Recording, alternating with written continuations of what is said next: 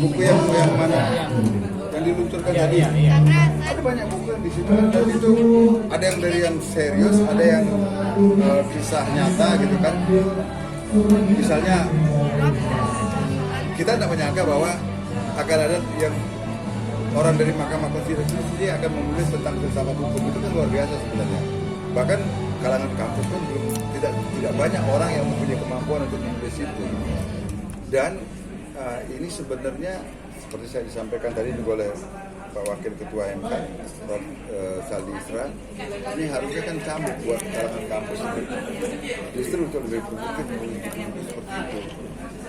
Dan ternyata yang memulai mengobarkan itu di Mahkamah Konstitusi. Ada buku yang lain misalnya yang sangat inspiratif.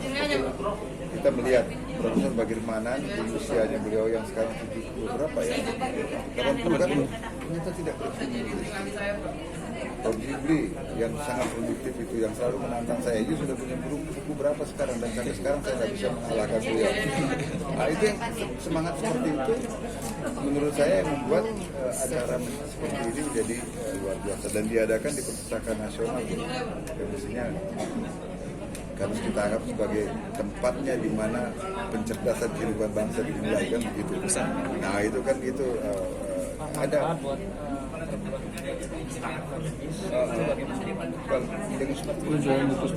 dengan peluncuran buku seperti ini, kalau menurut saya itu kan yang dari tadi yang diluncurkan itu jangan-jangan dan saya yakin sekali nanti akan ada disertasi yang lahir dengan referensi dari buku-buku yang diluncurkan tadi.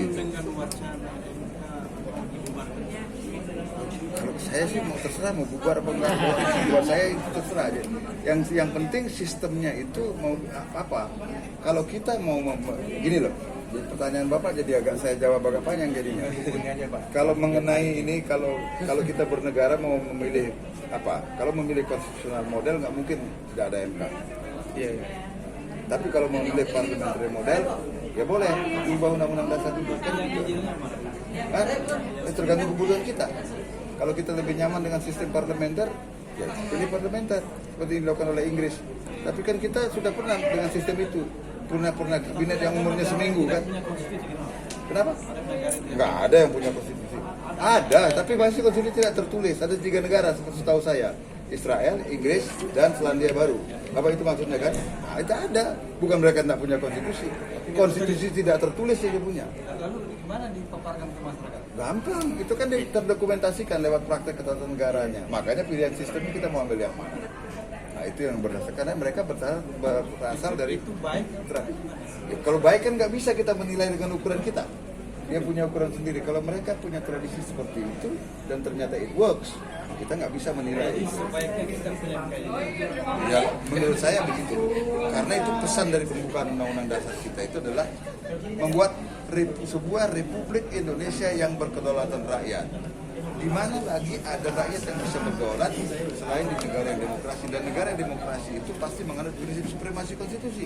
Ketika menganut prinsip supremasi konstitusi pasti harus ada lembaga yang menegakkan itu. Siapa itu? Itulah Mahkamah Konstitusi. harapan dengan adanya kunci bukunya, harapan Saya mengharapkan ada 2 sebenarnya. Bagi kalangan terpelajar itu akan bisa lebih tertarik melakukan studi terhadap Mahkamah Konstitusi dengan segala perannya, termasuk juga melakukan kritik terhadap Mahkamah Konstitusi. Kemudian bagi kalangan yang lebih muda, dia juga akan tergelitik untuk menulis dengan semangat seperti yang banyak sekali penulis-penulis muda loh Pak. Saya juga kagum dengan mereka itu kan, beberapa diantaranya kan saya memberikan kata pengantar. Itu luar biasa.